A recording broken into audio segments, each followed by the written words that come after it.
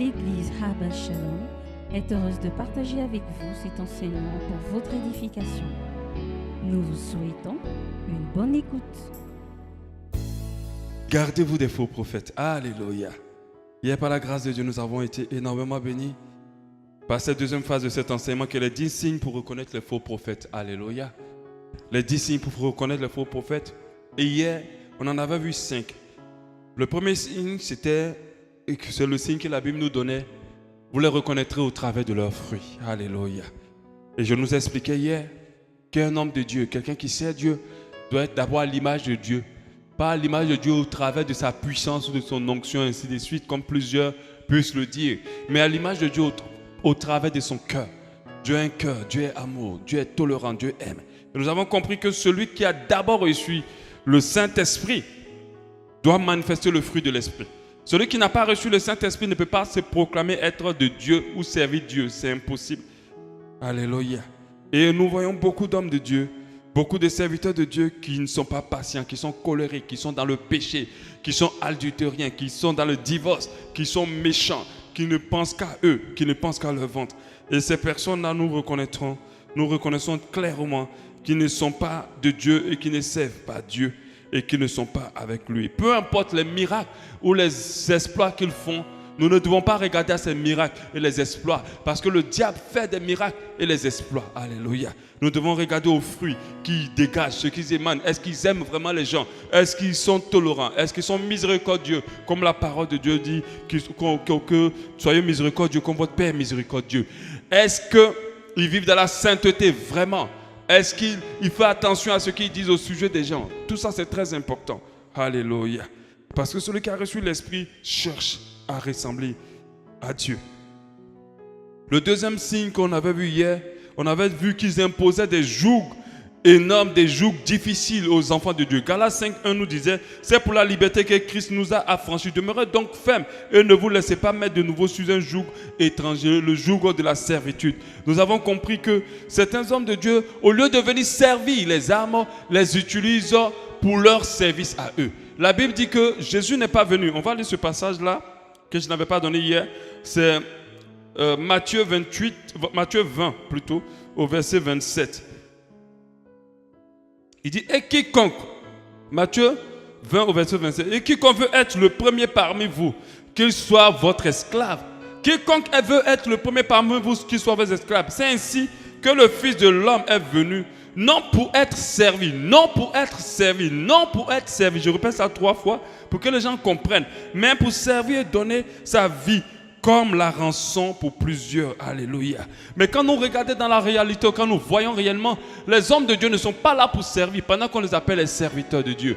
Ils sont plutôt là pour être servis. On a toute une brigade de chrétiens qui ne servent même pas leurs parents, qui ne servent même pas convenablement leur patron ou leur maître, mais qui sont auprès de ces hommes de Dieu là pour les servir. Ils sont assis sur leur trône en tant que des gourous et ils mettent des jougs difficiles et lourds sur beaucoup de chrétiens. Il leur faut pratiquer beaucoup de choses. Il est dans des jeûnes difficiles que eux-mêmes ne font pas. Ils font plein de choses sur la vie des gens et nous devons reconnaître que ces personnes-là ne sont pas de Dieu. Nous avons vu comme un troisième signe le fait aussi qu'ils se sentent, ils veulent être Dieu et non pas des petits dieux. La Bible nous définit comme des petits dieux et non pas Dieu. Alléluia. Aucun homme n'est omniscient. Omniscient, c'est-à-dire qu'il n'a toute la connaissance. Mais eux, ils vont passer, ils vont vous faire croire qu'ils savent tout et qui connaissent tout. Alléluia. Et là, il y a un problème. Et ils se jouent les gourous. Ils veulent qu'on les adore. Ils aiment qu'on les loue. Ils veulent que lorsqu'ils arrivent quelque part, qu'on déploie un tapis rouge. Quand ils arrivent dans un événement, qu'on leur réserve une place de choix. Ainsi de suite. La Bible parle de ces personnes en tant que des pharisiens. Alléluia. Lorsqu'on est serviteur de Dieu, on doit réaliser dans son esprit qu'on n'est en aucun cas devant les yeux du Seigneur supérieur à ceux qu'on enseigne. Alléluia. On doit réaliser clairement, je l'ai dit hier, quand Jésus viendra, il ne dira pas aux hommes de Dieu, allez-y d'abord et après vos fidèles vous suivront. Alléluia. Nous montrons en fonction de notre obéissance, de notre niveau d'obéissance à Dieu. Peu importe le titre qu'on a dans l'église ou dans l'assemblée. Alléluia. Mais ces hommes de Dieu n'ont pas compris. Ils aiment les premières places et ils aiment régner, ils aiment dominer, ils aiment se sentir à la place de Jésus et ils trouvent beaucoup de versets pour pouvoir prendre cette position-là. Alléluia. Ce n'est pas le fruit de l'esprit. On peut avoir tous les versets de la Bible qui disent beaucoup de choses, mais nous, on regarde à Jésus.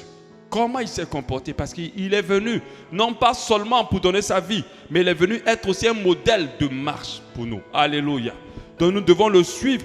Et nous avons vu les apôtres et tout le reste, comment ils ont marché. Alléluia. Ils n'ont pas mis toute une brigade de personnes autour d'eux pour être à leurs petits soins, pour pouvoir les servir. Non. Ils se sont pliés en 4 et en 3, en 1000 pour pouvoir servir les autres. Un homme de Dieu doit pouvoir se priver pour les âmes. Et non pas priver les âmes pour lui. Alléluia. Le signe 4, on a parlé de leur message, des messages de séduction, des messages de flatterie, de l'évangile de prospérité, des messages pour dire du bien des autres. Jésus n'annonçait pas un message qui réjouit les cœurs des gens. La preuve, les pharisiens le détestaient à cause de son message. Les prophètes, après lui et avant lui, n'annonçaient pas des messages qui plaisaient aux gens. Alléluia. Mais on a des séminaires pour lesquels on va payer beaucoup d'argent pour attendre juste des choses mielleuses. Parce que les hommes d'aujourd'hui sont plus attirés par ce qui chatouille et fait du bien à leurs oreilles que la vérité qui les transforme réellement. Alléluia. J'étais en train de dire que tout ce qui est édifiant est censé transformer. Alléluia. Tout ce qui est édifiant est censé transformer. Si tu écoutes un enseignement que tu dis c'est édifiant et cela ne te rapproche pas de Dieu, alors ce n'est pas un enseignement édifiant. Alléluia. Et le 5e point qu'on a vu hier, j'ai parlé du fait qu'ils étaient cupides, ils aimaient l'argent. Ils vendaient tout, ils vendent tout plutôt, et l'argent au centre. Ils prennent sous prétexte de projets de construction de temples, de projets de construction de ceci, de projets de construction de telle chose, de projets de voyage de ceci, de projets de tel programme, pour pouvoir avoir et déployer encore au maximum les enfants de Dieu. L'argent. Tout était vendu. Je n'ai pas de problème du fait qu'un homme de Dieu vende. Je n'ai pas dit celui qui vend c'est un faux prophète. Je l'ai dit bien hier. Mais je dis que si tu vends, alors donne la possibilité à ceux qui ne peuvent pas acheter de pouvoir écouter. De pouvoir voir ça aussi. Si ce sont des fichiers audio, donne la possibilité à ceux qui ont des clés USB de pouvoir les récupérer. Si c'est un séminaire, donne la possibilité à ceux qui ne peuvent pas payer d'être aussi là. Si c'est une sortie de couple, donne la possibilité à ceux qui n'ont pas d'argent et qui sont des couples qui ont besoin de la parole d'être là aussi.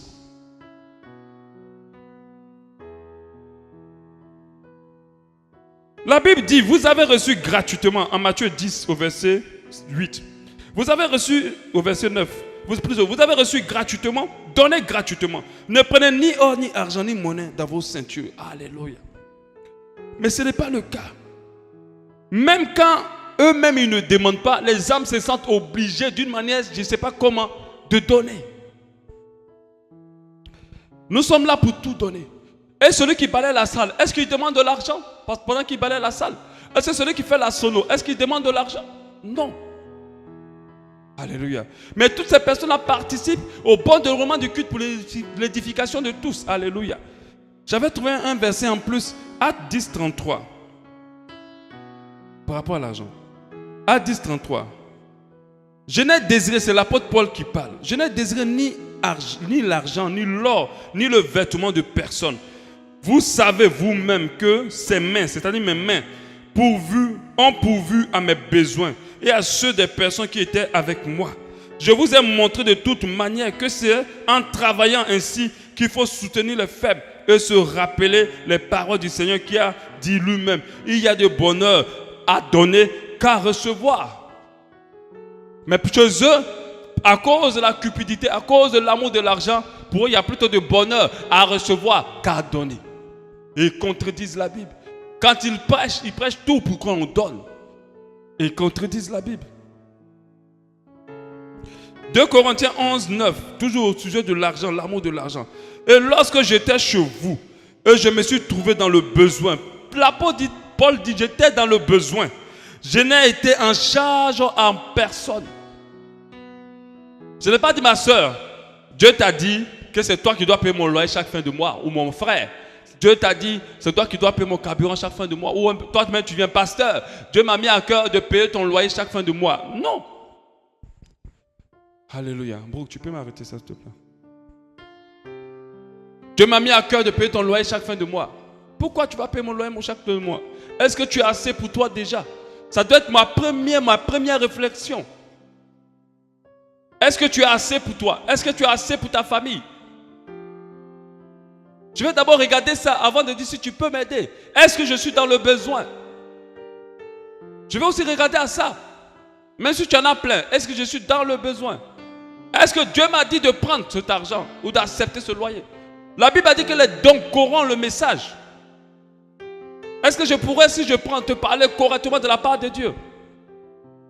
Tous ces contours-là, les hommes de Dieu ne regardent pas. Ils ne voient pas que ça. Ils n'ont pas le temps même de vérifier. Dès que tu dis Dieu m'a mis à cœur de te payer le loyer tous les mois, il prend, il dit gloire à Dieu. Oh, que Dieu soit béni. Vraiment, ma fille, j'avais besoin. Non, c'est grave. C'est grave. Et comme je le disais, beaucoup de chrétiens ont les hommes de Dieu dans leur main comme des chatons qui nourrissent. À qui qui vont conduire à faire tout ce qu'ils veulent. Lorsque j'étais chez vous, 2 Corinthiens 11, 9, et que je me suis trouvé dans le besoin, je n'ai été en charge à personne. Ce n'est pas parce qu'on est homme de Dieu qu'on n'a pas de problème financier. Je vous le dis. Il arrive des fois que tu es là comme ça, tu te dis comment le mois, la fin du mois là va se passer. Ce n'est pas pour autant que je vais me lever pour dire ah, il y a telle âme dans mon église qui a les sous. Je vais le demander. Tant que Dieu ne m'a pas parlé, je ne me lèverai pas. Je resterai à mes problèmes, je vais le gérer. Dieu va trouver une solution parce que je suis son serviteur. Et l'ouvrier mérite son salaire. Alléluia. Quand les frères venus de Macédoine ont pourvu à ce qui me manquait, en toute chose, je me suis gardé de vous être à charge. Je m'en garderai. C'est l'apôtre Paul qui dit.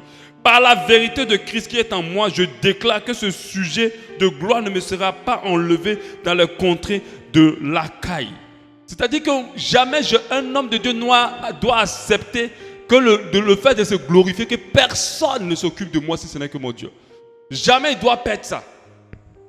Jamais il doit perdre ça. Jamais il doit accepter d'être à la charge de qui que ce soit qu'il conduit dans l'œuvre, qu'il enseigne. Jamais il doit accepter qu'on lui retire cela. De telle sorte que quand il prêche avec conviction, avec autorité. Parce qu'il n'a à rougir devant qui que ce soit. Vous savez les problèmes que des fois des hommes de Dieu ont? Je n'ai pas payé mon loyer depuis 3 mois. Est-ce qu'un homme de Dieu qui dit à un fidèle, je n'ai pas payé mon loyer depuis 3 mois, est-ce que le fidèle peut le considérer? Parce que les gens se disent que tu es homme de Dieu, tu es censé être riche. Puisque eux, mes enseignent des messages qui leur retombent après dessus.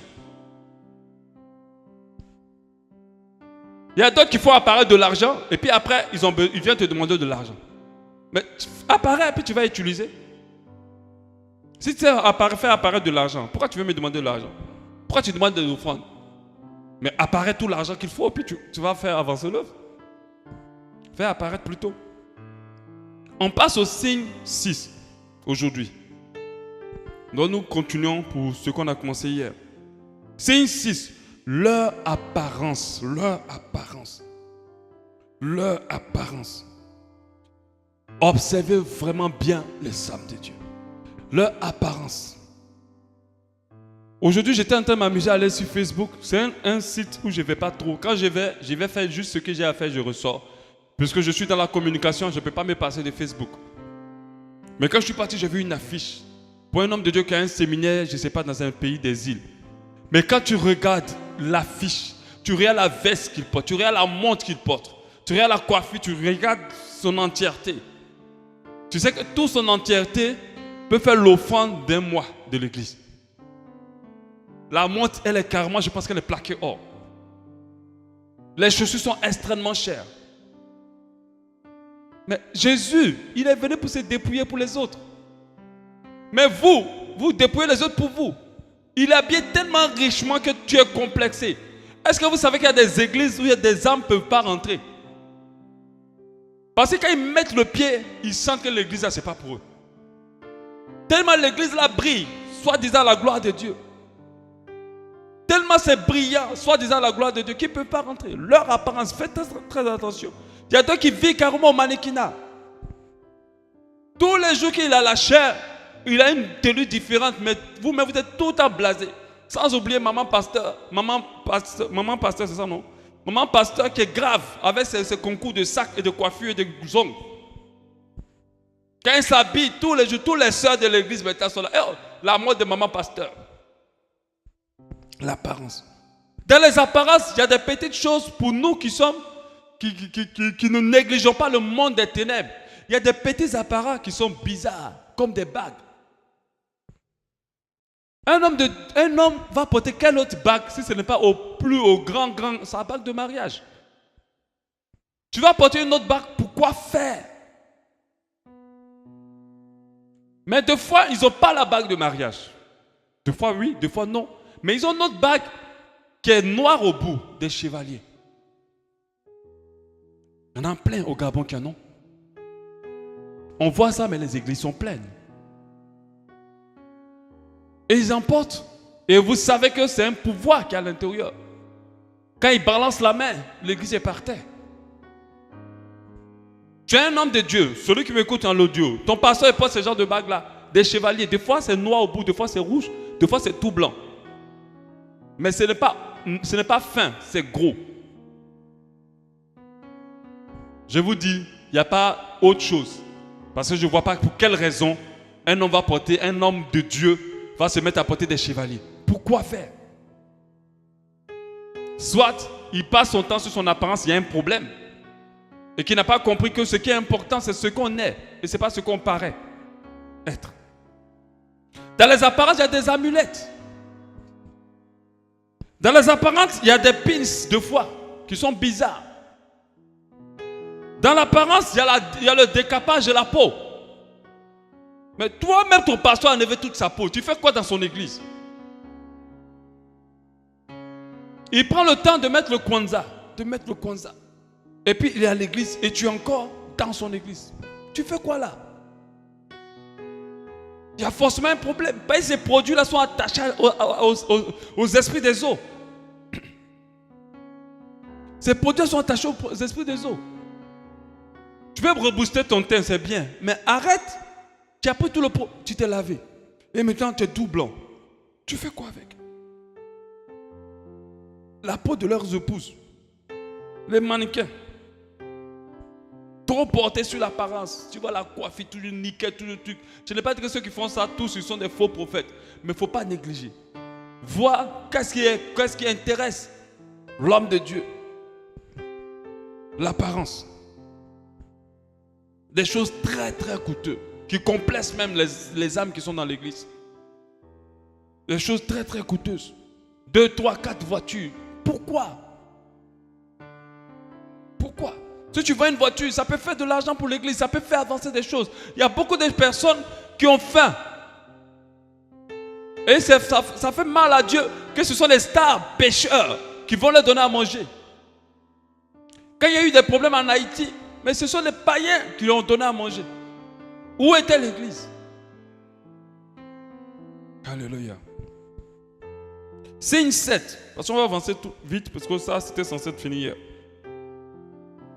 Ils sont riches et traînent derrière eux des peuples pauvres et appauvris par les dons qu'ils doivent donner. Romains 16, 18. Car de tels hommes ne servent point Christ, notre Seigneur, mais leur propre ventre. Et par des paroles douces et flatteuses, ils séduisent les cœurs des simples. Donc, tu ne peux pas être extrêmement riche. Voyager toujours en première classe. Pendant qu'il y a des personnes qui ne peuvent pas manger dans ton église. Ça, ce n'est pas normal. Ce n'est pas normal. Jésus, il ne délivrait pas seulement. Il ne parlait pas seulement. Il donnait aussi à manger. Alléluia. Il veillait à ce que tous ceux qui viennent le goûter n'aient pas faim. Alléluia. Signe 8. Ils aiment la gloire, la célébrité, la popularité. Ça, ce signe, je sais que toi-même tu as dû le mettre dans ta liste avant que moi j'en parle. Sur Facebook, ils vont mettre une petite citation. À côté, leur photo est là, ils tirent leur bouche avec la femme. Ils vont dire que Dieu vous bénisse. À côté, la femme et lui, ils sont là. Des fois, la femme n'arrive pas à se faire mettre sur la photo, lui seul est là. Ils montent dans un avion, la photo est là. Ils arrivent dans un pays, la photo est là. Il faut une affiche. Le thème est petit, tu cherches même à lire le thème. Mais ils sont comme ça sur toute l'affiche. Tu ne sais même pas c'est même quel programme, mais tu sais au moins qui va prêcher. Parce que la photo est énorme sur l'affiche, elle prend la moitié de l'affiche. Pour quelle raison? Est-ce que si Jésus était à notre époque, il aurait mis sa photo sur des affiches comme ça? Jamais. Jamais. Les gens voulaient faire de lui un roi. Il a fui. Quelle raison de mettre une photo sur une affiche? Quelle raison? Parce qu'ils aiment la gloire. Ils aiment la gloire. Ils aiment tout ce qui brille. Dès qu'ils font quelque chose, il faut qu'on sache que ce sont eux qui ont fait. Tu peux mettre une pensée sur Facebook sans mettre ta photo. On va faire quoi avec ta photo? Nous, on veut lire la parole de Dieu. On ne veut pas te voir toi. De toute façon, on ne te voit pas. Ceux qui ont l'Esprit de Dieu ne voient pas celui qui prêche. Ils voient. Ils regardent au Saint-Esprit. La Bible parle en Matthieu 23. À partir du verset 2. Les scribes et les pharisiens sont assis dans la chair de Moïse. Faites donc et observez tout ce qu'ils vous disent. Mais n'agissez pas selon leurs œuvres, car ils disent et ne font pas. Ils lient des fardeaux pesants et mettent sur les épaules des hommes. Mais ils ne veulent pas les remuer du doigt. Ils font toutes leurs actions pour être vus des hommes. Ils font toutes les actions pour être vus des hommes. Toutes. Ils vont donner à manger à des gens. Il faut que tout le monde sache qu'ils ont donné à manger à des gens. La Bible ne nous a-t-elle pas dit que ce que ta main droite fait, que ta main gauche ne soit pas au courant? Mais quand eux ils vont donner à manger aux gens, c'est médiatisé. Et c'est mis partout. Qui est glorifié? C'est l'homme de Dieu ou c'est Dieu? Ils font toute action pour être vus des hommes. Ils portent de l'argent philastère. Donc, je parlais même à cette époque, ils portaient des habits pour qu'on les voie. Et ils ont de longues franges à leurs vêtements. Et ils aiment la première place dans les festins et les premières scènes dans les synagogues. Moi, j'ai déjà vu des hommes de Dieu, quand ils arrivent à un mariage, si tu n'as pas une place devant, ils retournent chez lui. Si tu n'as pas une place devant que tu as réservée pour lui, ils retournent chez lui. Ils estiment que tu n'as pas honoré l'homme de Dieu. Est-ce que Dieu nous appelle à honorer les hommes de Dieu de cette manière? Honorer les hommes de Dieu, c'est le fait de ne pas les mépriser. Mais ce n'est pas les mettre à la place de Dieu. Un homme de Dieu, s'il a le cœur de Dieu, il doit pouvoir s'asseoir derrière, ou devant, ou à côté, ou ailleurs. Un homme de Dieu, s'il vient chez toi, s'il a l'humilité et le cœur de Dieu, il doit pouvoir se coucher sur une natte, ou sur un tabouret, ou toute autre chose. Parce que Jésus, quand il rentrait chez les gens, il ne exigeait pas ce qu'il lui donne, des conditions. Faites attention. Ils aiment être salués dans les lieux publics, dans les places publiques, être appelés par les hommes rabbi, donc papa, bishop, homme de Dieu, pasteur. Quand tu veux l'appeler par son, si tu l'as appelé par son prénom, mais c'est un sacrilège. Maman pasteur va déjà te griffer, te tuer, parce que tu n'as pas le droit d'appeler son mari par son prénom.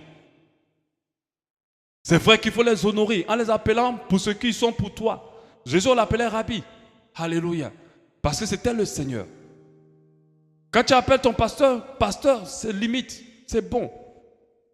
Mais quand la personne exige autre chose, quand il exige des titres au plus loin, jusqu'à t'appeler Seigneur, il y a deux qu'on appelle mon Seigneur. On a un seul Seigneur.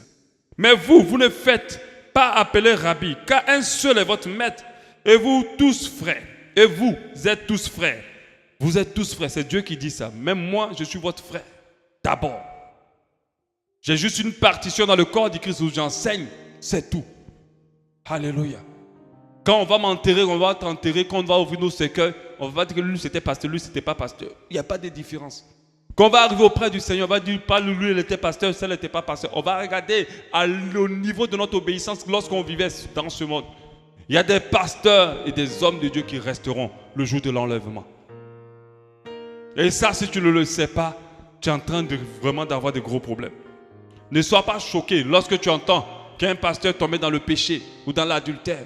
Parce que c'est un homme comme toi qui se bat aussi, qui marche aussi, qui cherche à marcher dans la lumière et dans la vérité. Alléluia. N'appelez personne sur terre votre Père, car un seul est votre Père. C'est la Bible qui dit. Moi, je n'ai pas de problème avec ça. Mais en même temps, je ne pense pas que j'ai arrivé à un point à appeler un homme de Dieu papa. Ce n'est pas mon Père. Alléluia. Mon Père, c'est l'Éternel des armées. Pasteur, limite. Ce n'est pas mon Père. Il dit, c'est la Bible qui dit. C'est la Bible qui dit, n'appelez personne sur la terre votre Père. Car un seul est votre Père, celui qui est dans les cieux. Ne vous faites pas appeler, ne vous faites pas appeler directeur, car un seul est votre directeur. Directeur, c'est-à-dire, il ne faut pas que toi tu dis que tu sois le guide des gens. Celui qui nous guide, c'est le Saint-Esprit. Lui seul est notre guide. Tout ce que je fais ici, si ce n'est pas conduit par l'Esprit, je ne peux pas dire que je vous guide. C'est l'Esprit qui vous guide au travers des messages de tout ce que je fais ici. Alléluia. Et tout ce qu'un homme de Dieu fait. Le signe 9. Ils annoncent des choses qui n'arrivent pas. Pendant les élections aux États-Unis, beaucoup d'hommes de Dieu se sont levés qui ont dit que Hillary Clinton va gagner. Mais je vous dis, aujourd'hui, leurs églises est toujours l'église qu'ils conduisent ou qu'ils dirigent encore plus bondée qu'avant. Les hommes ont un problème là. Je ne sais pas. Ou bien, je ne sais pas, peut-être c'est moi qui suis un extraterrestre. Je ne comprends pas que je suis sorti d'un autre monde. Est-ce que, même si tu avais ta conviction, est-ce que tu avais besoin de dire à tout le monde et de médiatiser? Peut-être c'était ton désir.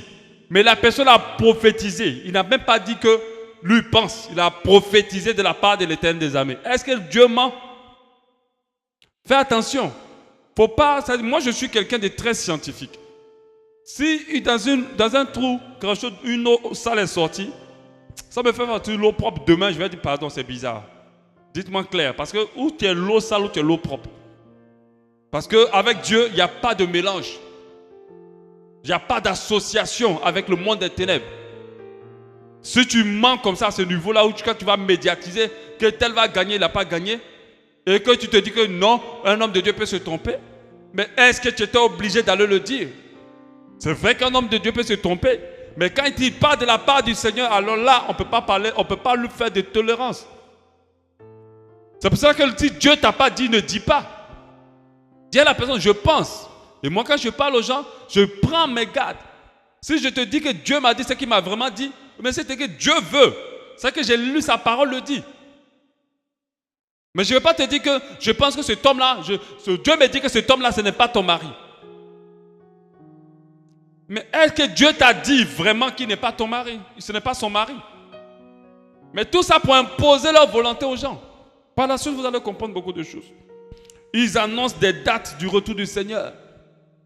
Ils vont se lever, ils vont pleurer sur Internet. Jésus revient bientôt. Il m'a dit qu'il reviendra avant la fin de cette année. Et vous êtes encore remplis.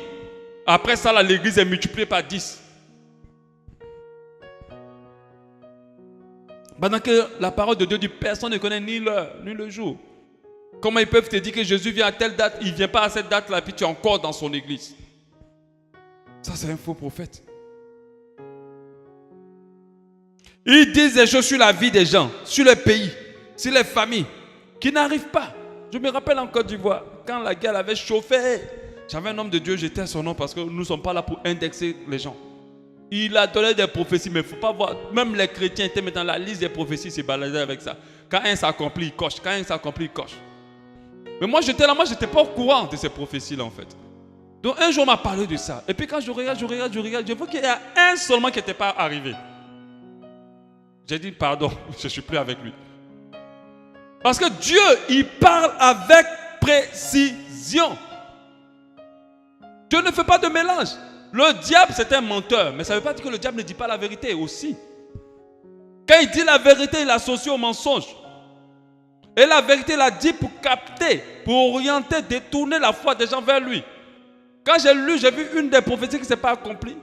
J'ai dit non, moi je ne suis plus dedans. J'ai dit clairement aux gens que moi je ne crois pas. Mais la preuve est arrivée. Parce qu'il avait prophétisé que Gbagbo devait gagner et devait rester au pouvoir. Gbagbo n'est pas resté. Lui-même aujourd'hui, on ne sait pas où il est. Donc sa prophétie était fausse. Et ces jours-là, les chrétiens, quand Gbagbo n'a pas été au pouvoir, les chrétiens ont pleuré. Dieu, où tu es? C'est pas toi qui as dit. Dieu n'a rien dit. Dieu n'a rien dit. Vous-même, vous avez chargé quelque chose pour votre propre volonté. Et vous êtes allé devant. Je n'ai pas dit que c'était le choix de Dieu, celui qui est là. Ni le choix, ce n'était pas le choix de Dieu Gbagbo. Mais Dieu fait toutes choses comme il veut. Il est souverain. Notre pensée, notre logique n'est pas la même chose que pour lui. Les chrétiens ont pleuré, d'autres ont jeté la Bible, d'autres ont quitté l'église. On n'arrivait plus à canaliser les chrétiens après cette élection. Parce qu'on avait prophétisé selon eux que Gbagbo allait rester. Ça fait maintenant depuis 2011 ou en 2017, 6 ans, rien ne s'est encore passé de nouveau. Quand vous lisez la Bible, vous voyez des prophéties précises. Par rapport à Jésus, par exemple. Jésus, on a prophétisé la venue de Jésus avant qu'il ne vienne.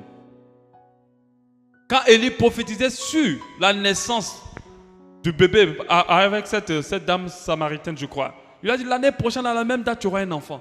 L'année prochaine, à la même date, elle a eu l'enfant. Parce que ce n'est pas de lui, ce n'est pas de son propre chef qui disait ça à cette femme. C'est Jésus, c'est Dieu lui-même qui était en train de lui dire, dis-le à cette femme. Dis-le à cette femme. Je me rappelle qu'un jour, on était dans un coin de prière. On priait pour des âmes. Et puis, il y avait une qui avait le sida. Et puis, un homme de Dieu qui était avec nous, qui a clairement dit directement à la fille, là, Dieu me dit, tu seras guéri. Dieu me dit, tu es guéri. Je dis, homme de Dieu, j'étais là, j'étais un peu bizarre. Je dis, est-ce que Dieu t'a dit ça? Moi, les trucs comme ça, je ne suis pas dedans. Si je parle, c'est que vraiment Dieu m'a dit. Mais la fille n'est pas guérie. Ils vont dire que c'est parce que tu n'as pas eu foi. Mais quand Dieu te dit ça, est-ce qu'il tient compte de ta foi? Si il tenait compte de ta foi, il va dire, Dieu me dit que tu vas être guéri.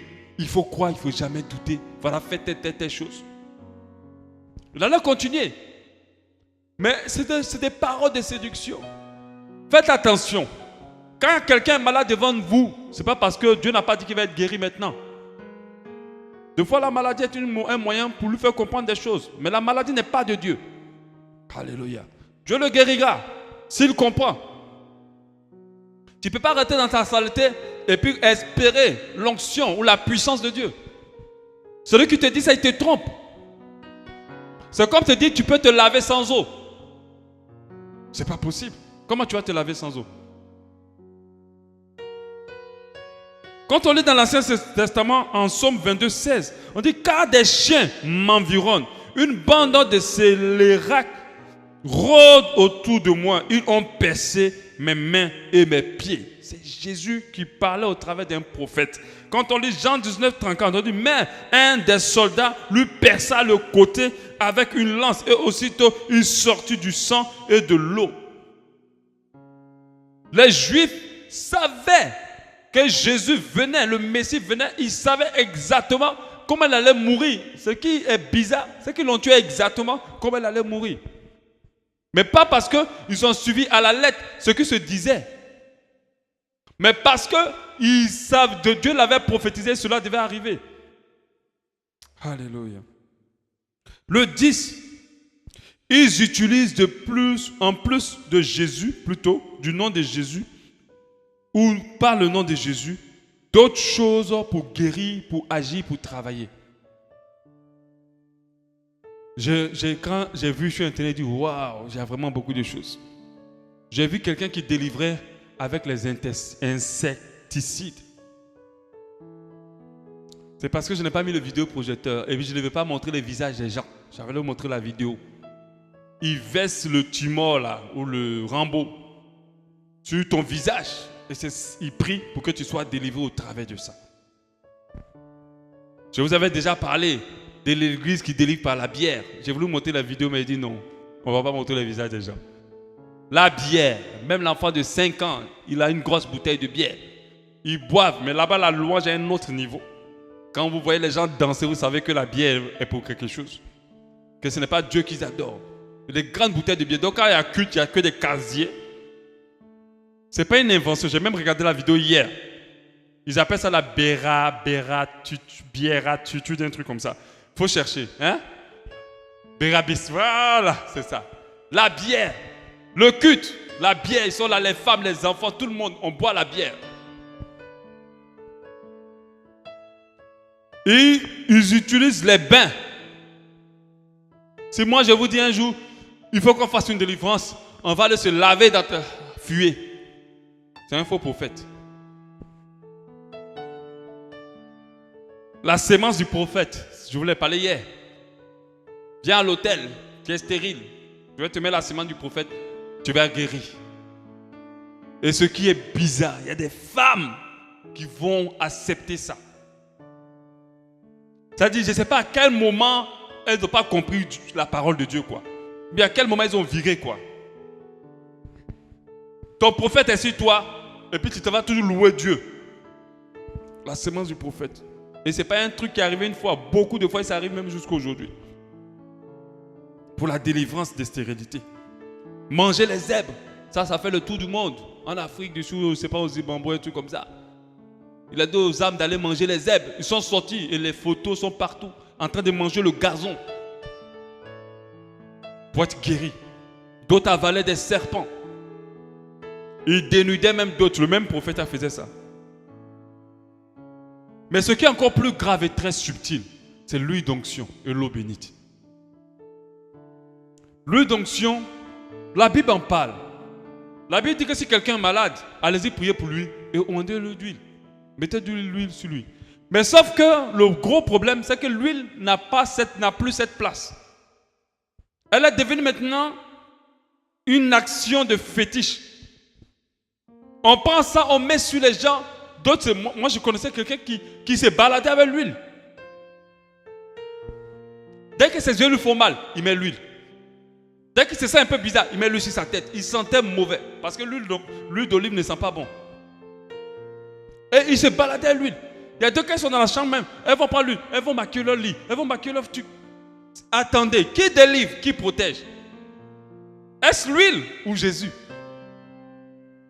Et dans certaines églises, l'huile d'onction a pris la place qu'elle ne doit pas prendre. L'eau bénite a pris la place qu'il ne doit pas prendre. J'ai entendu récemment, ma femme me parlait d'un programme où il fallait venir avec sa bouteille d'eau. Pourquoi faire? Je fais quoi la bouteille d'eau? Jésus n'est pas là-bas? Si Jésus n'est pas là-bas, mais ce n'est pas la peine. Pourquoi je vais venir? Donc quand des prophètes utilisent des choses en plus du nom de Jésus, soi-disant pour des actions que Dieu leur a révélées, quand vous regardez la parole de Dieu, Jésus a guéri de diverses manières. Il n'a jamais fait la chose deux fois. Quand il a pris la Bible, il l'a mis dans les yeux. Il n'a pas fait ça tous les jours. Mais non, on attrape une chose et puis on reste. Il y a des piscines même que les gens ont créées, des piscines onctionnées. Quand tu tombes dedans, tu es guéri. Et comme les hommes aiment tout ce qui est superflu, ils sont accrochés à ça. Et les hommes de Dieu les embarquent. Rappelez-vous le premier jour, pour les audios, pour ceux qui auront le temps, on va mettre en ligne. Allez-y, écoutez, c'est gratuit. Rappelez-vous, j'ai dit que leur but, c'est d'égarer un maximum de personnes. Surtout les vieilles folles. Parce que ce sont des vieilles folles qui se font séduire autant par les faux prophètes. Et ces vieilles folles n'auront pas accès au royaume de Dieu. Signe 11. Ils font des miracles qui n'ont ni tête ni queue. Si je fais apparaître du crédit dans ton téléphone, en quoi ça me permet de me rapprocher de Dieu? Si je fais changer le chiffre de ton argent en banque, en quoi ça me permet de me rapprocher de Dieu? Si je sais que tu as porté un caleçon rose, en quoi ça me permet de me rapprocher de Dieu? Si je connais le nom de ton papa, de ta maman, de ton grand-père, de ton arrière-grand-père, de tes ancêtres, en quoi ça te rapproche de Dieu? Mais c'est ça qu'ils utilisent pour séduire. Si quelqu'un commence à te parler comme ça, il est en train de te séduire. Il veut te faire avaler une pilule. Faites attention. Moi, j'ai horreur de ces pratiques. Je n'ai pas horreur de ces hommes de Dieu parce que nous aimons les hommes, mais nous avons horreur de ces pratiques. Je me rappelle, c'était un programme, je ne sais même pas qu'est-ce qui m'a convaincu d'aller m'asseoir là-bas. Le gars délivré au travers du rire, je vous l'avais déjà dit. Quand il commence, lui-même, il rit d'abord. Et puis, boum, tout le monde commence à rire. En tout cas, moi, je ne riais pas. Parce qu'il n'y avait rien de drôle. Il rit. Dans rire, là, maintenant, voilà deux maintenant qui s'envolent. Il y a d'autres qui tournent, il y a d'autres qui tombent ici, il y a d'autres qui vont. Je dis, l'affaire de rire, là, après, c'est sérieux. Maintenant, il se rapproche de moi. Il se rapproche de moi. D'abord, l'homme de Dieu lui-même se rapproche, il finit de prier. Moi, je le regarde souvent, il dit, mon frère, rire, là, je n'ai pas envie de rire. Tu ne vas pas me faire rire aujourd'hui. Il est parti. Lui-même, il a senti que ce n'est pas un petit esprit qui est devant lui. Alléluia. Parce que c'est les esprits faibles qu'on manipule. Ce n'est pas un petit esprit. Si tu es un homme de Dieu, tu dois être d'abord un esprit fort. Parce que si tu n'es pas un esprit fort, Le diable va sûrement te mettre quelqu'un devant toi. Elle va te séduire, elle va te mettre dans le péché. Il faut avoir un esprit fort. Après, un autre vient auprès de moi, un de ses collègues. Il me dit, il met la main comme ça, vers mon côté droit. Il dit, Dieu me dit que tu as de la colère dans ton cœur. Donc, moi, j'ouvre les yeux. Je dis, mon cœur, il est à gauche. Je lui dis ça clairement. Moi, je ne m'amuse pas. Il ne faut même pas t'amuser avec moi. Je suis déjà passé dans ça. Ce n'est pas quelqu'un qui va venir me mettre encore dedans. Mais il était en train de me faire, quand vous allez écouter la suite de l'enseignement, ce qu'on appelle de l'autosuggestion. Si tu dis, ah oui, en même temps, ça tique dans ton cœur. Vous savez que le diable ne peut rien. Il peut toute chose lorsqu'on croit. J'ai dit, non, mon cœur, il est au côté gauche. Il n'est pas là. Après, il a dit autre chose encore, je l'ai bien contredit, il m'a laissé, il est parti. Après ça, je ne suis plus parti au programme là. Je ne suis plus allé là-bas. Et ça, ce sont des faux prophètes. Des miracles qui n'ont ni tête ni queue. Apparaît de l'argent. Faire rire les gens. Connaître tous une personne. Deviner même les pensées des gens. Le diable est un espion. Chacun de nous, il a délégué des démons pour nous espionner. C'est pour ça que si tu pars chez un marabout, il saura où tu habites, qui tu es, quelle est même la couleur de ton caleçon que tu as porté pendant une semaine. Mais ce n'est pas pour autant qu'il est de Dieu. Faites très attention. Les hommes sont plus impressionnés par ce qu'ils voient, pendant que la Bible nous demande de marcher par la foi et par l'esprit. C'est ce que je n'arrive pas à comprendre. On ne peut pas marcher par la vue. Pour moi, tu peux faire tous les miracles possibles devant moi. Je vais regarder à tes fruits. Qu'est-ce que tu produis? Comment tu te comportes? Comment tu te sens? Est-ce que tu es rempli d'orgueil? Est-ce que tu es humble? Est-ce que tu es simple? Parce que quand tu vois un homme de Dieu qui doit monter sur la chair, on doit transporter sa Bible et la poser. Pourquoi? Elle est trop lourde pour toi. Tu ne peux pas la soulever. Mais autant qu'on te soulève aussi pour t'amener sur la chair. Mais d'autres font ça déjà. On les soulève avec le trône qu'ils mettent dans leurs églises. Faites attention. Recherchez Dieu dans toute personne qui vous conduit dans le Seigneur. Recherchez le cœur de Christ. S'il n'a pas le cœur de Christ, fuyez. Parce qu'ils ont un rôle, consciemment ou inconsciemment. Parce qu'il y a d'autres qui sont très conscients, qui servent le diable. Mais il y a d'autres qui ne savent pas. Ils sont dans des pratiques en se disant qu'ils font bien, en suivant des soi-disant mentors. Mais ils suivent des mentors démoniaques. Si tu copies un sorcier, même si tu ne sais pas, tu deviens sorcier. Le dernier signe que j'ai pu mettre, je dis, il y en a plein. Les titres. La Bible dit en 1 Timothée 3:1. 1 Timothée 3:1. Cette parole est certaine. Si quelqu'un aspire à la charge d'évêque, on n'aspire pas au titre. On n'aspire à la charge. C'est-à-dire ce qu'on a à faire, c'est ce qui doit bouger notre cœur. Ce n'est pas le titre qu'on va nous donner. Mais il y a maintenant évêque, il y a maintenant prophète, il y a maintenant bishop. Il y a tous les noms et les gardes révérends. Archibishop, il y a tout ça. Et ils sont fiers lorsqu'on les appelle comme ça. Faites attention. Moi, si tu ne m'appelles pas mon prénom, ça ne veut pas me mettre en colère. C'est toi-même qui auras un problème. Alléluia. Parce que c'est comme ça que je m'appelle. Jésus, il était rabbi, c'était le Seigneur. On l'appelait Seigneur. Mais ce n'est pas pour autant que si quelqu'un dit qu'il l'appelle Jésus, il va se mettre dans toute la colère rouge. Possible. Mais non, ils sont exigeants. Ils veulent qu'on les appelle comme ça. Ils aspirent au titre. Je suis pasteur. On va passer sur ça. On va attaquer maintenant rapidement parce qu'on n'a pas assez de temps. Les pratiques occultes des faux prophètes dans l'église. Je pense que si je ne parlais pas de ça, mon enseignement ne sera pas complet. Il y a beaucoup de choses que des hommes de Dieu font consciemment ou inconsciemment. Ça veut dire qu'ils ont juste copié sur d'autres, sur les mentors en griffe, et qui sont des pratiques qui sont occultes, qui invitent Satan. Vous êtes là, vous pensez que vous êtes dans une église, mais vous êtes dans un temple de sorciers, un temple de bouddhistes. Parce que la majorité de ces pratiques-là ont une inspiration hindouiste. Beaucoup de ces pratiques. Notre verset de base, Actes 9, Acte 8, 9. Acte 8, 9. Il y avait auparavant dans la ville un homme nommé Simon qui se donnant pour un personnage important, exerçait la magie. Donc il faisait la magie et provoquait l'étonnement du peuple de la Samarie. Tous, depuis le plus petit jusqu'au plus grand, l'écoutaient attentivement et disaient, regarde ce qu'il disait, celui-ci est la puissance de Dieu, celle qui s'appelle la grande. Donc tous regardaient Simon le magicien et ils disaient que lui là, il est certainement de Dieu. C'est vraiment la puissance de Dieu. Parce que l'homme n'a pas compris que ce qui vérifie que Dieu est là, ce n'est pas l'action, ce n'est pas ce qu'on voit, c'est le cœur. Un homme de Dieu peut faire tous les miracles possibles. S'il a un cœur qui ne ressemble pas à Christ, il n'est pas de Dieu. Alléluia. Le second verset, c'est Matthieu 24, 24. Car il s'élèvera de faux Christ et de faux prophètes. Ils feront de grands prodiges et des miracles, au point de séduire, s'il était possible, même les élus. Donc ils vont faire beaucoup de grands prodiges, de grands miracles, mais pas au nom de Dieu. Et le troisième verset, Deutéronome 18, 10 dit, qu'on ne retrouve chez toi personne qui fasse passer son fils ou sa fille par le feu.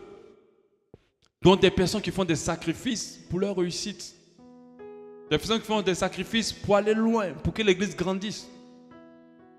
Des pasteurs aussi et des hommes de Dieu font des sacrifices de leurs femmes, de leurs enfants, pour faire grandir leurs églises. Les pasteurs veufs, il y en a beaucoup.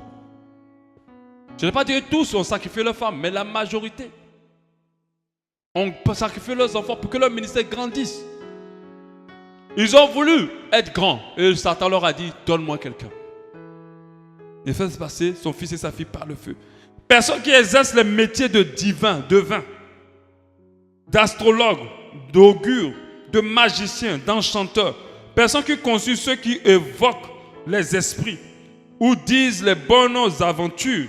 Personne qui interroge les morts, car quiconque fait ces choses-là est en abomination à l'Éternel. C'est à cause de ces abominations que l'Éternel, ton Dieu, va chasser ces nations devant toi. Tu seras entièrement à l'Éternel, ton Dieu. Dieu dit qu'il ne faut pas que qui que ce soit au milieu de nous pratique la magie. Faire toutes ces choses-là, la divination. Mais je vous dis que la magie, la divination se pratique à l'église. Et je vais vous le prouver ce soir. Alléluia. Donc on va commencer à la pratique 1. La pratique 1 vient d'une religion, est plus basée sur un message. Et 2 messages que j'ai mis un peu de côté, qui est très présent dans l'église. Il y a le message du New Age, il y a le message du Kingdom Now. Il y a le message du New Age qui est le nouvel âge, et il y a le message du Kingdom Now, le royaume maintenant. Mais je vous dis, si on vous prêche ces 2 messages, vous n'allez même pas vous rendre compte qu'on n'est pas en train de vous prêcher la Bible. Vous allez vous dire qu'on vous prêche la Bible, mais en fait, on ne vous prêche pas la Bible. On est en train de vous prêcher le New Age ou le Kingdom Now. Et ces 2 messages-là ont pris l'église. Je vais vous parler, vous allez pouvoir les reconnaître. On va commencer par le New et le Nouvel Âge. C'est une religion qui est née en 1960 en Occident. Donc c'est un courant spirituel. Il naît de la religion hindouiste. Le New se base sur beaucoup de principes. C'est-à-dire que c'est un message qui se base sur beaucoup de principes, beaucoup de lois, beaucoup de connaissances à acquérir pour se développer ou avoir accès aux choses secrètes. L'homme reste dans le centre, donc l'homme est le centre du message, mais pas Dieu. Donc je vous explique un peu en plus clair. C'est un message qui te dit que tu dois découvrir des secrets, des lois, en griffe des piliers. Est-ce que vous commencez à comprendre? Est-ce que vous ne retrouvez pas ces genres de mots-là dans certains enseignements? Des piliers, des lois, des secrets. Et la majorité de ces messages tournent autour des 1000 secrets, des 1000 piliers, des 10 000 quoi. Ça tourne là. Mais en fait, c'est des connaissances. Il te dit, tu dois connaître des connaissances pour être béni. Tu dois avoir accès à des vérités pour être béni. Il dit que tu as la capacité d'être béni, c'est parce que tu ne sais pas certaines choses. Mais est-ce que c'est ce que la parole de Dieu nous dit? C'est Dieu qui bénit. Alléluia. C'est l'Éternel qui bénit. Personne par ses propres efforts peut se bénir lui-même. C'est Dieu qui fait grâce à qui il veut. Et ce genre de message est très concentré sur ce qu'on appelle le développement personnel. Le développement personnel n'existait pas avant dans l'église. Avant, on prêchait l'évangile.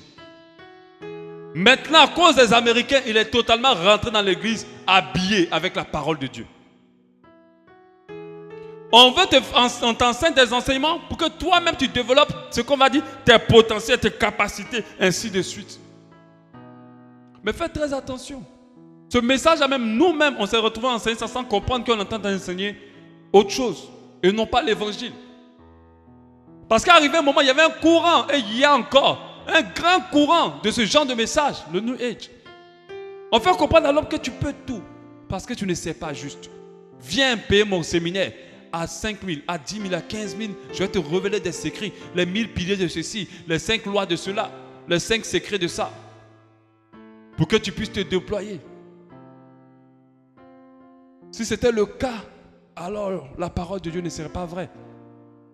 Parce que la parole de Dieu dit qu'il a mis en nous le Saint-Esprit pour nous enseigner toutes choses.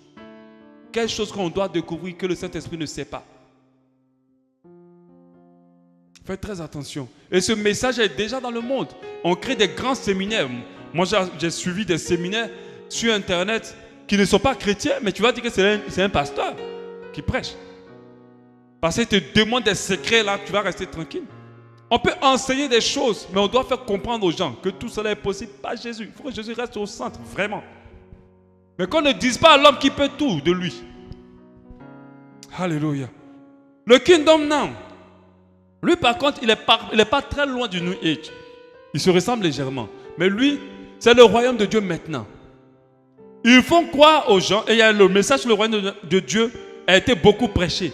Mais pas prêché dans l'esprit dans lequel il doit être prêché par rapport au retour du Seigneur. Mais il était prêché pour faire comprendre aux gens que tout ce qui est dans le royaume de Dieu, nous pouvons le vivre maintenant sur terre. On dit le Kingdom Now. Donc le royaume de Dieu maintenant. Nous, on ne va pas attendre pour aller au ciel pour vivre le royaume de Dieu. Et c'est un message qu'on le dit et je l'ai entendu. Et par des hommes de Dieu très suivis. Nous, on ne veut pas attendre pour aller au ciel pour vivre le royaume de Dieu. On va vivre le royaume de Dieu déjà ici et puis continuer au ciel. Mais c'est un message qui pousse, qui incline le cœur de l'homme vers les choses de la terre. Au début, quand j'ai entendu ce genre de message, je me dis, peut-être que c'est moi qui ai un problème. Et mon cœur n'arrivait pas à rentrer. Parce que ça me dérange lorsqu'un message n'apprend pas à aider les gens à lever les yeux vers le ciel, vers Dieu. Ne conduit pas les gens à poser les yeux sur Dieu. Ça me dérange immédiatement.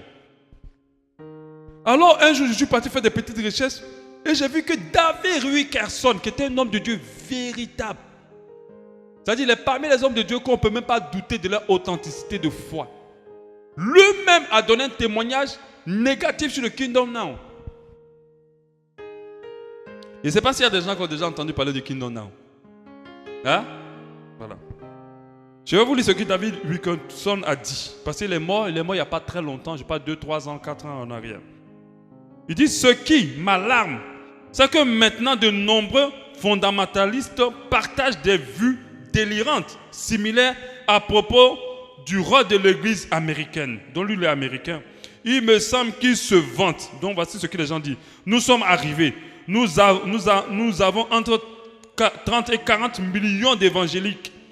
Nous avons des dirigeants charmants, populaires et qui s'expriment avec éloquence. Nous avons l'argent, l'expertise, un nombre croissant de gens qui nous rejoignent, exerçant la domination. Donc, il parle d'une domination maintenant dans ce monde. Des messages qui disent, nous les chrétiens, nous devons dominer dans ce monde. On entend ça, non? Tout le temps. On vous prêche ça pour dire, nous les chrétiens, nous devons dominer dans ce monde. Je vais vous dire une chose, on n'a rien à faire avec ce monde. Notre chose, c'est de pouvoir être en phase avec le Saint-Esprit. Parce que ce monde-là, cette terre-là, c'est le règne de diable qui est ici. La preuve, quand on voit le nombre de personnes qui iront au ciel et ceux qui iront en enfer, on comprend que c'est le diable qui règne sur cette terre-là. C'est lui qui impose la domination. Le prince de ce monde. Et ils disent qu'on doit dominer.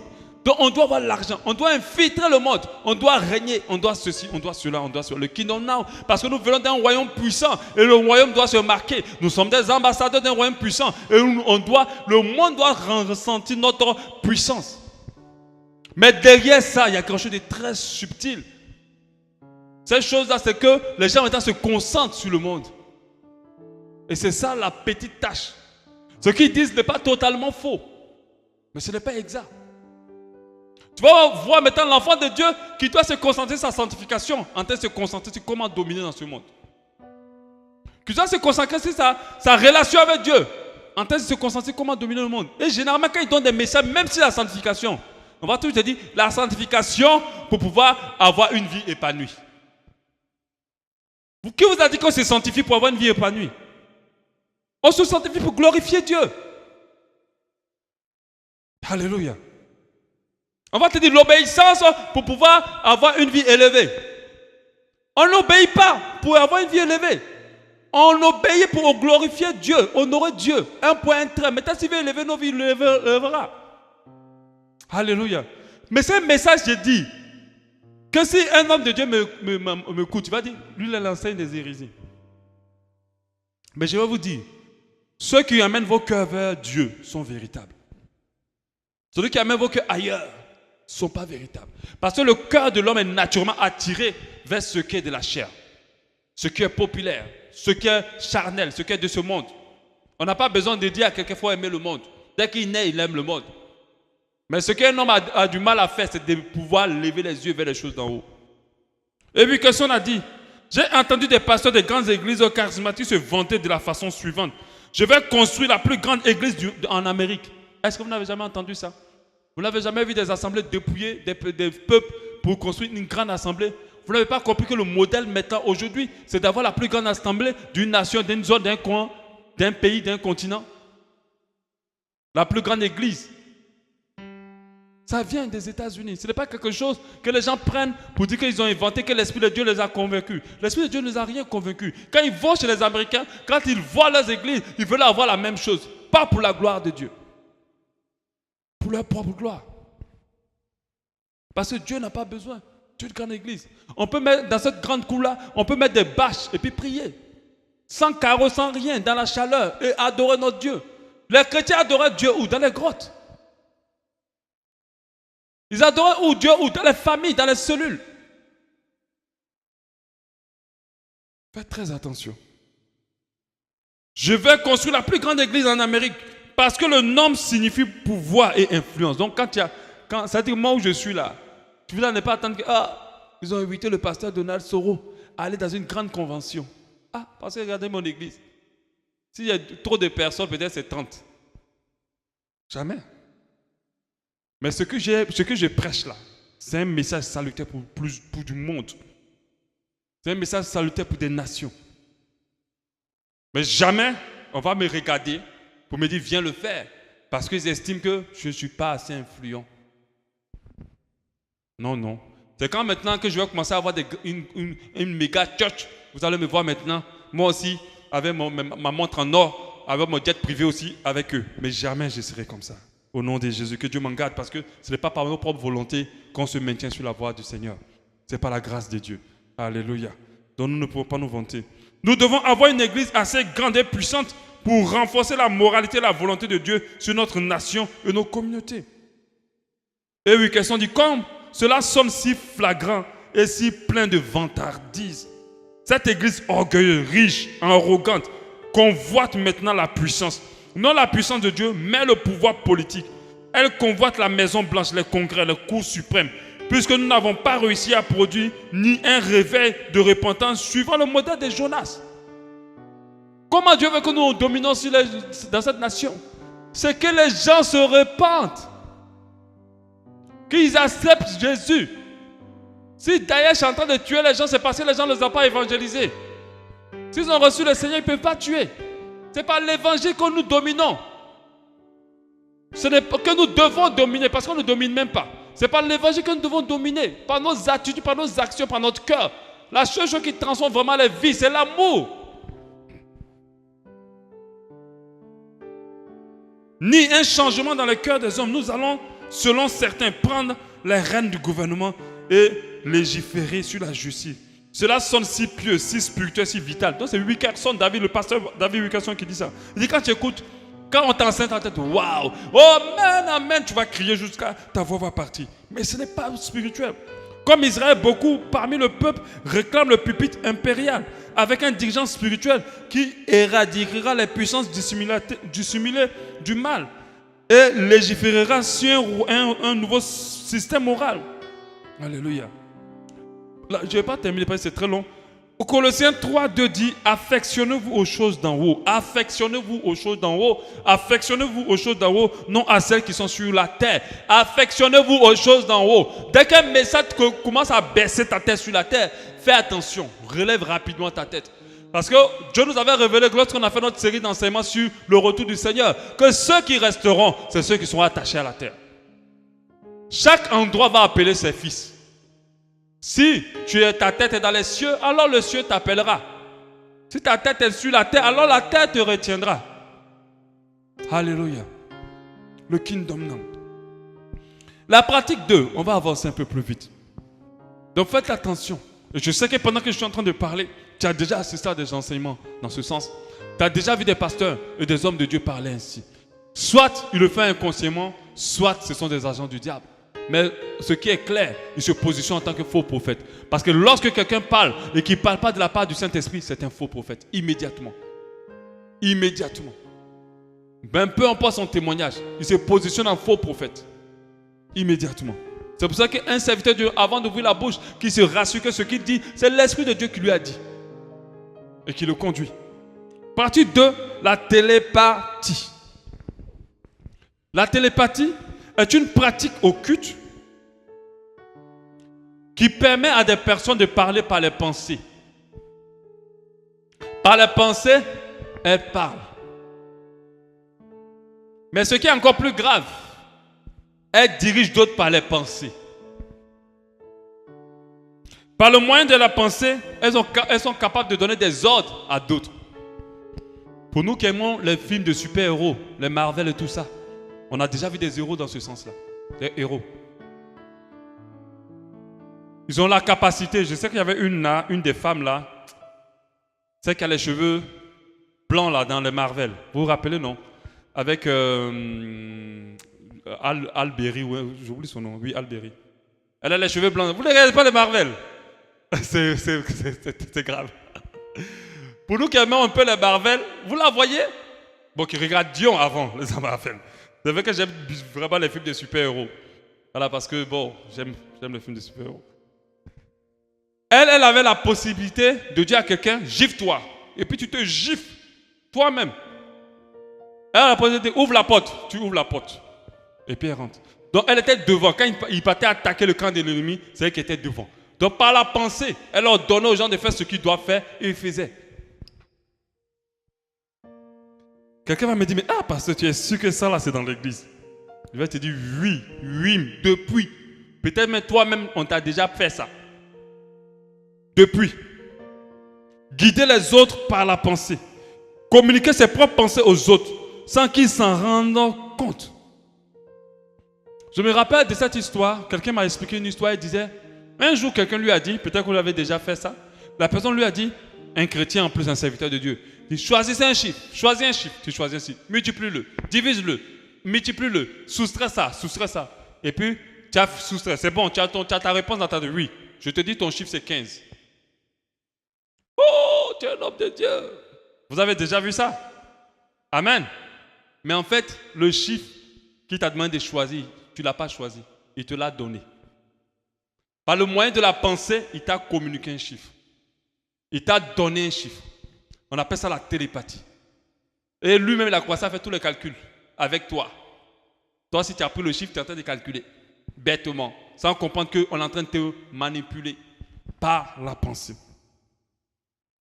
Et ces hommes de Dieu se jouent les omniscients, des personnes qui savent tout. Pendant que la Bible dit que c'est ce Dieu qui connaît nos pensées et les pensées de nos cœurs. Mais eux, ils vont faire comme s'ils savent tout. Ils ne savent pas. Tout ce qu'ils disent qu'ils savent de toi, soit c'est les démons espions qui leur rapportent parce qu'ils travaillent avec eux, soit c'est une pensée qu'ils t'ont donnée. Quand vous voyez les femmes, comme la Bible, on a lu un verset où on disait qu'ils allaient même détourner les femmes faibles dans les assemblées et de leurs fidèles. Quand vous voyez une femme s'embarquer dans une relation, en se disant je l'aime, elle ne comprend pas pourquoi elle l'aime. Mais c'est parce que l'amour qu'elle ressent pour lui, c'est lui qui lui a auto-suggéré. Faites attention, lorsque vous êtes dans des programmes, on vous dit levez les mains, ne pensez plus à rien et sortez en même temps. Comment on peut te demander dans un moment de prière, ne pensez plus à rien? On appelle ça le vide du pensée. C'était un truc de yoga. Quand tu ne penses plus à rien, il va dire maintenant, tu vas sentir une chaleur qui monte. Il va te donner la pensée.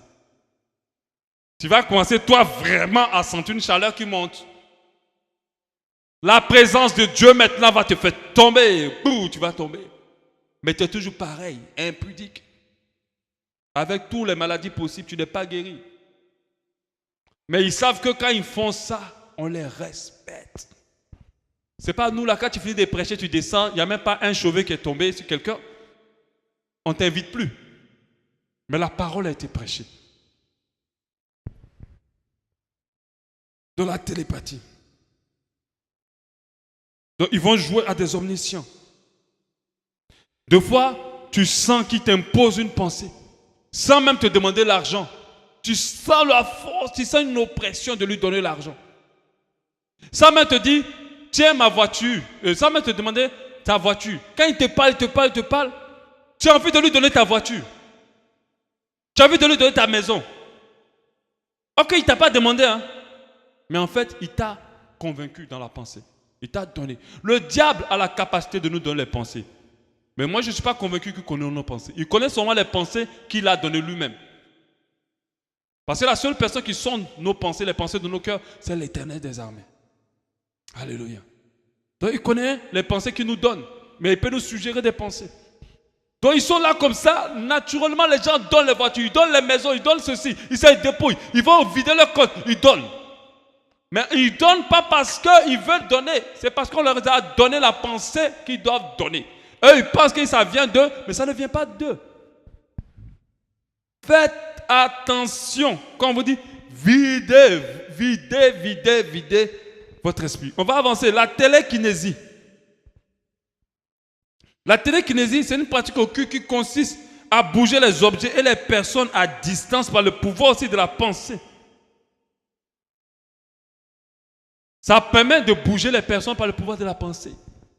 Moi, j'ai vu un culte où quand la personne a fait seulement comme ça, toute la main qui a balayé là, les gens sont tombés là-bas en même temps. Pourquoi? Est-ce que Jésus avait 5000 foules devant lui? Est-ce qu'il a fait comme ça et puis ils sont tombés? Et puis qu'est-ce qui se passe après? Est-ce qu'ils sont délivrés? Mais les gens tombent, ils tombent, même les hôtesses tombent, même les gens du commando tombent, tout le monde tombe. Les gens tombent. Quand il fait comme ça, quand les gens tombent là-bas. En fait, c'est une pensée qui bouge les objets ou les personnes. Vous n'avez jamais vu dans certaines délivrances où le gars, quand il recule, tu recules, quand il tourne, tu tournes, et puis il te balance comme ça, il te balance comme ça. C'est avec sa pensée qu'il est en train de te bouger. Pourquoi te faire ça? Il utilise sa pensée pour te bouger, pour te mettre en mouvement. Et les gens voient qu'il est puissant et tout ce qu'ils voient dit, on avale. Le faux prophète. L'hypnose. L'hypnose, c'est un état de conscience intermédiaire entre la veille et le sommeil provoqué par la suggestion. Donc c'est quoi? On va te demander d'abord de vider les pensées. Et puis après, il va commencer à parler. Il va t'auto-suggérer des choses. Arrivé un moment, tu ne seras plus en toi. Tu ne dors pas, mais tu n'es pas réveillé. Tu n'es plus en toi. Et maintenant, il te contrôle comme il veut. Et des fois, certains faux prophètes pratiquent cela. Levez les mains, fermez les yeux, videz la pensée. Reste concentré, reste concentré. Reste. Est-ce que tu attends? Mais tout ce qu'il est en train de faire, il te dispose à l'hypnose. Arrivé un moment, tu es parti. Et du coup, il peut maintenant manipuler. Après, ils vont dire Jésus a soufflé sur les apôtres. Donc, il faut souffler. Mais tout ça, il est en train de te prendre. Après, ils vont te manipuler. Faire ce qu'ils ont à faire et tu vas donner tout ton argent. Pour dire qu'il était trop puissant, l'homme de Dieu. Donc, ils te mettent dans un état d'extase. Ils amènent les personnes dans un état d'extase. Et nous devons faire très attention. Dieu les livre. La présence de Dieu peut faire tomber quelqu'un dans un état d'extase, mais quand Dieu décide. Ce n'est pas par ta propre volonté que tu vas mettre quelqu'un dans un état d'extase. Donc quand il vient prier sur toi, quand il faut tout leur hypnose, parce qu'il y a des gens qui ont des esprits forts. Moi, ça ne m'est jamais arrivé. C'est-à-dire que maintenant, tous les grands problèmes qu'on a priés, les gens ont décollé. Moi, je n'ai jamais décollé. Jamais. Donc quand il vient maintenant, il prie sur toi, il te pousse. Tu vois, maintenant, il prie, il te pousse, tu as du mal. Et quand il trépiche, tu vas dire, voilà, l'onction. Il est tombé. Le dédoublement. Le dédoublement en pratique 5, c'est une pratique occulte qui permet d'être au même endroit, à un même endroit en même temps. Donc c'est une imitation de Dieu toujours. Comme j'ai dit, ils veulent ressembler à Dieu du fait qu'il est omniprésent. Être au même endroit. Donc la personne a un endroit, mais il a un autre aussi. Il est ici, mais il est ailleurs. Quand il te dit, ma fille, Dieu me dit, tu as fait ça, tu as fait ça, tu as fait ça. En fait, ce n'est pas parce que Dieu lui a dit. Il est allé dans ta chambre. Il est venu chez toi. Mais pendant qu'il fait le culte là-bas, il est encore chez toi là-bas. Un dédoublement. Il y a des mystiques qui font ça.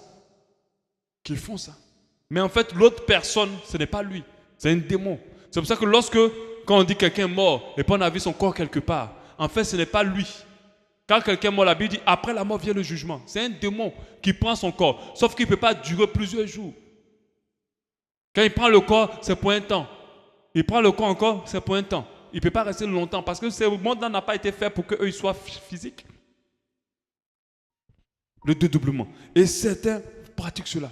Lorsqu'on parle des histoires des stars qui chantent et qui se dédoublent, on a parlé bon, elle n'est pas servante de Dieu, hein, donc je peux parler d'elle. Beyoncé, avec Sacha Pierce. C'est un dédoublement. Vous écoutez Beyoncé elle-même parler. Elle n'a rien à voir avec celle qui chante. Rien. Elle n'a rien à voir avec celle qui est sur scène. Rien. Elle est très timide comme personne. Mais voilà sur scène, tu vas dire non. La fille, elle a trop d'assurance. Voilà sur scène danser. Tu vas dire, mais comment un corps peut bouger avec autant de précision? Elle va te dire, non, on s'entraîne dur. Mais non. On a vu des vidéos où on a vu le visage avec les yeux qui sont devenus noirs. C'est un dédoublement. Elle est assise chez elle tranquillement avec son mari ou je ne sais pas quoi. Et puis vous êtes en train de regarder son démon qui n'a pas beaucoup de temps, qui va danser juste pour le concert et puis disparaît. C'est Sacha Pierce. Arrivé un moment, le démon lui-même, elle allait enregistrer l'album. Elle a sorti un album qui s'appelait Sacha Pierce. Ce n'était pas Beyoncé qui était dessus. C'était elle, c'était l'autre. Parce que l'autre, elle est agressive. L'autre, elle chante des chansons avec agressivité. Et puis elle est vulgaire. La Beyoncé normale est pudique. Elle est pudique. Mais Sacha Pierce, elle est vulgaire. Elle est dans le sexe, elle est vraiment dans les choses graves. Mais la Beyoncé normale est une maman calme. C'est le dédoublement. Il y a des hommes de Dieu qui font ça. Quand ils montent sur la chair, ce n'est pas lui. Vous voyez quelqu'un en train de crier, en train de prêcher. Mais après, quand vous partez dans la salle, vous parlez avec lui, vous avez l'impression que ce n'est pas la même personne en fait. Dédoublement. Parce qu'eux-mêmes ne peuvent pas faire ce que l'autre fait sur scène. Faites attention. Pratique 6, la lévitation. La lévitation. C'est le fait de quitter un endroit à un autre par le simple fait de sa pensée. Attends, est-ce que je n'ai pas confondu avec... C'est lévitation qu'on a vu tout à l'heure. Non, dédoublement, c'est d'être dans les deux côtés. La lévitation, tu n'es plus de l'autre côté, mais tu es de l'autre côté maintenant. Donc la personne, tu lui dis, ok, au revoir, à demain. Et puis après, quelqu'un te dit, elle est déjà à la maison. La personne quitte un endroit à un autre par le simple fait de sa pensée. Et les démoniaques le font. Et beaucoup de serviteurs de Dieu le font. On a les voyages astrales. Le voyage astral, c'est l'esprit qui se déplace. Le corps ne bouge pas, mais l'esprit. Donc la personne quitte son corps et il va se balader, il laisse son âme et son corps quelque part. C'est en cela que soit on trouve quelqu'un mort dans son lit, soit on le trouve sur un toit, on ne sait pas qu'est-ce qu'il fait là-bas tout nu. Vous avez déjà vu ça au moins?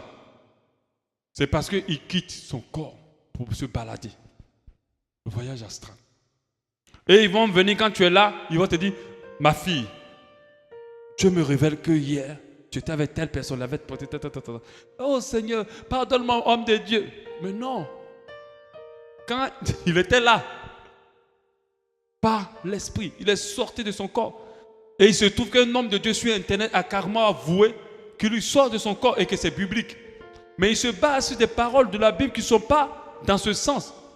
Et même si c'est dans ce sens, ce n'est pas par notre propre volonté qu'on quitte notre corps. C'est par l'Esprit de Dieu. L'Esprit de Dieu peut te faire sortir, aller voir le ciel. C'est déjà arrivé à des personnes. Alléluia. Mais est-ce que maintenant, toi maintenant, tu sors, tu rentres, tu sors, tu rentres, tu sors, tu rentres? Non. Ça c'est l'occultisme. Donc il prend le passage d'Élie où Élie a dit à Géasi, j'étais avec toi lorsque tu prenais l'argent en esprit. Donc du coup ils disent qu'on peut sortir de son corps et se balader. C'est de la sorcellerie. C'est de la sorcellerie. C'est Dieu qui fait sortir, ce n'est pas eux. On a la nécromancie. La nécromancie, ce sont des pratiques qui invoquent les morts. Si vous êtes à une assemblée où on parle de... Parce que l'église où on boit la bière par exemple, leur Dieu, c'est quelqu'un qui est mort. On parle des différents saints qu'il faut adorer. C'est de la nécromancie. Le fait qu'un pasteur te dise, il faut aller, en tout cas, Dieu me dit que ta maman qui est morte était en colère avec toi. Va auprès d'elle, va offrir vraiment une offrande et voilà. C'est de la nécromancie. C'est un pasteur qui n'est pas de Dieu, c'est un homme de Dieu qui n'est pas de Dieu. Il faut vite le quitter. Parce qu'on ne parle pas aux morts. Les morts n'ont plus de contact avec nous. Tout ce qui se passe lorsqu'ils quittent ce monde, c'est les démons qui prennent leur place, leur corps, qui utilisent leur voix, qui les utilisent. On ne parle pas aux morts. Et la Bible dit qu'il n'y a personne qui invoque, qui interroge les morts. La nécromancie. La divination, c'est un esprit python. Et c'est beaucoup pratiqué dans l'église.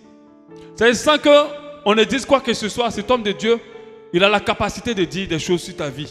Mais pas par l'esprit, pas par la parole de connaissance, mais par un esprit python.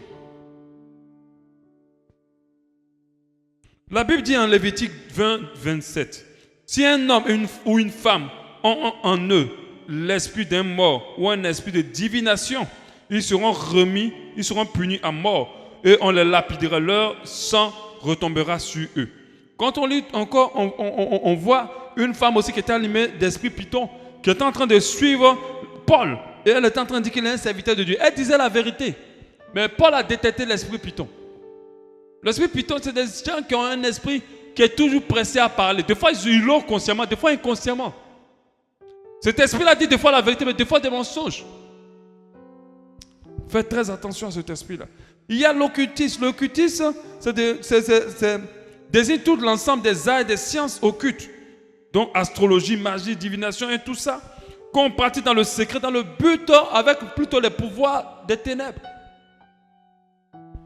Et toutes ces pratiques-là sont dans l'église. Pour tuer, pour détruire, pour écarter, pour éloigner. Ces hommes de faux prophètes-là savent que pour convaincre et détourner mieux les gens, il faut les séduire avec les prodiges. Il faut les séduire avec les miracles. Il faut les séduire avec l'extraordinaire. Le grand problème, c'est que les chrétiens aiment le monde extraordinaire. Il y a même des messages sur l'extraordinaire. Moi-même, je me suis retrouvé à enseigner ça parce que j'avais écouté. Après, Dieu m'a dit non. La véritable chose extraordinaire, c'est la conversion d'une personne. C'est une chose qu'on ne peut pas expliquer, quoi. Quelqu'un qui fait un volte-face. Tout le reste n'est pas du superflu. Parce que le diable, une seule chose qu'il ne peut pas faire, c'est de convertir les gens. Le diable ne peut pas te faire changer de vie. Il ne peut pas changer ton cœur.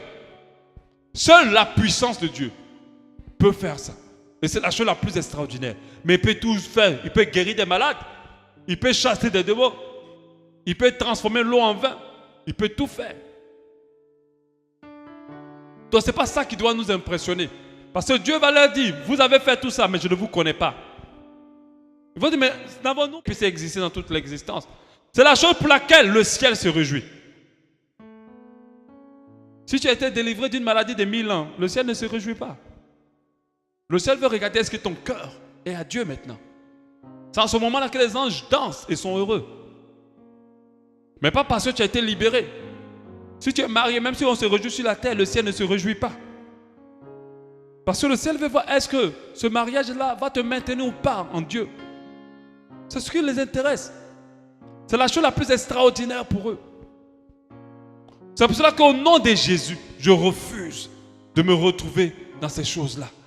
Je refuse de continuer à accorder de la valeur à la main de Dieu, à ce que Dieu peut faire, que de chercher à me concentrer sur le cœur de Dieu. Parce que lorsque vous écoutez tous les chants des Américains aujourd'hui, des chrétiens, c'est juste Dieu va faire, il va te libérer, il va changer ta vie. Si tu es stérile, tu vas accoucher. Mais où est ton cœur? Tu peux accrocher 2000 enfants, mais si tu vas en enfer, tu as tout perdu. Alléluia. En conclusion, 1 Jean 4:1. Bien-aimé, n'ajoutez pas foi à tout esprit. Que le Seigneur te donne un esprit de discernement. Qu'il te donne un esprit de discernement. Qu'il te donne un esprit de discernement. Et que personne ne puisse jamais te tromper. Et que tu apprennes à détecter le Saint-Esprit dans tout ce qui se présente à toi, qui a l'air de ressembler à une chose de Dieu. Alléluia. N'ajoutez pas foi à tout esprit, mais éprouvez les esprits pour savoir s'ils sont de Dieu. Car plusieurs faux prophètes sont venus dans le monde. Reconnaissez à ceci l'Esprit de Dieu. Tout esprit qui confesse que Jésus-Christ est venu en chair est Dieu. Et tout esprit qui ne confesse pas Jésus n'est pas Dieu. Confesse plutôt qui ne confesse pas Jésus n'est pas Dieu. C'est celui de l'Antichrist dont vous avez appris la venue, qui maintenant est déjà dans le monde. Que Dieu te donne un esprit de discernement et que rien ni personne ne te confonde, que rien ni personne ne t'égare, que rien ni personne ne te séduise, que rien ni personne ne te détourne. Même s'il marche sur ses pieds, sur sa tête et qu'il te dit tout ce que tu as et que tu portes, que cela ne t'impressionne pas. Sois impressionné par le fruit de l'esprit en quelqu'un. Moi, je suis impressionné par l'humilité. Quand je trouve quelqu'un d'homme, je me sens petit. Ça me fait mal quand je trouve quelqu'un d'homme, mal dans le sens que je me dis, eh Seigneur, pourquoi je ne peux pas être comme lui? C'est la chose que j'aspire le plus chez quelqu'un. C'est la chose même qui peut me rendre jaloux des fois de quelqu'un. L'humilité. Parce que c'est une chose tellement difficile à avoir. Trop difficile. Très difficile. Tu peux avoir toutes les voitures du monde. Tu peux avoir toute la beauté du monde. Tu peux avoir toute la joie du monde. Tu ne vas jamais m'impressionner. Tu peux avoir la méga church que tu veux. Tu ne vas jamais m'impressionner. Tu peux avoir la voix super puissante du monde dans la louange et dans la prédication. Ça ne peut pas m'impressionner. Je suis impressionné par l'humilité. Je suis impressionné par la bonté. Je suis impressionné par la patience. Je suis impressionné par la tempérance. Alléluia. Je suis impressionné par quelqu'un qui est toujours joyeux, qui est de bonne humeur tout le temps. Ça m'impressionne. Je ne suis pas impressionné par des miracles. Par le fait qu'on me donne 1 million de crédits de RTL. Ça ne m'impressionne pas. Parce que le diable le fait aussi. Alléluia. Mais les gens sont nombreux dans ce genre de programme. Mais ils ne sont pas prêts à venir dans ce genre de programme que nous faisons maintenant. Où on les aide à avoir les yeux ouverts, des écailles qui tombent des yeux, afin qu'ils ne ratent point le royaume. Ça ne les impressionne pas. Ils sont impressionnés par les miracles, par les œuvres. Mais ils ne sont pas impressionnés par la vérité. Et c'est dommage. Cela montre en fait réellement vers quoi le cœur des hommes est tourné. Et nous savons que tous les cœurs tournés vers les choses de ce monde ne pourront pas être enlevés. Moi, je crois que Jésus a existé dans ce monde et qu'il est mort à la croix de Golgotha pour nos péchés. Je crois qu'il a été ressuscité le 3e jour et qu'il reviendra nous prendre. Nous qui restons fidèles par rapport à sa parole. Nous qui ne restons pas attachés à ce monde. Nous qui avons le cœur élevé vers le ciel. nous qui restons, qui espérons, qui l'attendons, nous qui ne sommes pas impressionnés par les miracles, mais qui sommes impressionnés par le fruit de l'Esprit. Nous savons, nous qui avons le fardeau et des âmes qui souffrent, nous qui aimons les gens et qui voulons aimer les gens, nous qui lorsque nous partons dans la présence de Dieu, qui ne passons pas notre temps à demander ce que nous voulons, mais qui demandons à Dieu de façonner tous les jours nos cœurs, qui demandons, Seigneur, façonne mon cœur, donne-moi d'aimer plus, donne-moi de pouvoir avoir un cœur humble, façonne-moi encore plus, afin que je sois à ton image. Nous qui cherchons à ressembler à Christ et non pas à ressembler aux choses de ce monde, à avoir des images que les gens recherchent. C'est ce que Dieu veut. Alléluia. Je n'ai pas le temps pour aller devant Dieu, pour aller demander, Seigneur, grandis l'assemblée.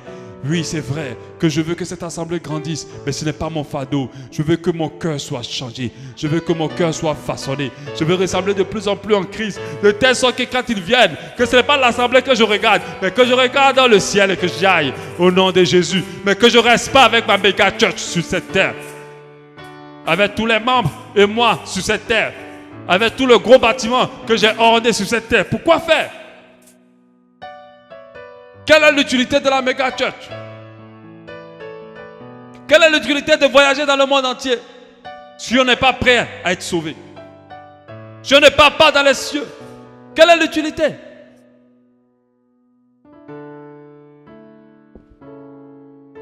Alléluia. Parle à ton Dieu, vraiment. Le diable est tellement subtil dans ces derniers temps que tu as besoin d'avoir le discernement. Si tu n'as pas le discernement, tu vas te retrouver embarqué dans la crache sans t'en rendre compte et tu risques de rater ton salut. Tu risques de rater ton salut. Dis Dieu, Seigneur, donne-moi le discernement. Permets-moi d'avoir l'attention attirée par ce qui vient de toi et de ne pas être attiré par ce qui n'est pas de toi. Les ténèbres ont reculé devant l'œuvre de la croix, devant l'agneau immolé et le sang versé pour moi. Les ténèbres ont reculé devant l'œuvre de la croix, devant l'agneau.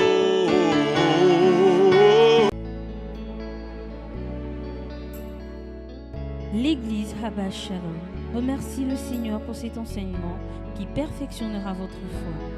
Pour plus de renseignements sur notre assemblée, veuillez nous joindre au plus 241 07 93 10 00 ou faites un tour sur notre site internet www.abbashalom.org ou encore visitez notre page Facebook.